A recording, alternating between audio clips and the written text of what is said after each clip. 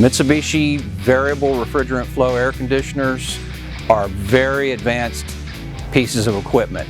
They involve technologies that are not in any other air conditioning system. We've been called out to work on Mitsubishi equipment that other companies have tried to service, and we've found equipment that's been damaged beyond repair. Typically, the refrigerant charge will be wrong, and we'll have to recover all the refrigerant from the machine and refill it using very accurate digital scales and test procedures that are spelled out in the Mitsubishi literature, but are not typical service procedures that most technicians are used to performing. We work on all models of Mitsubishi air conditioning, from the typical wall-mounted home systems to the top-tier R2 city multi-equipment. On every piece of Mitsubishi equipment, you will find a silver nameplate, and that nameplate will contain the model number, serial number of the equipment that you have.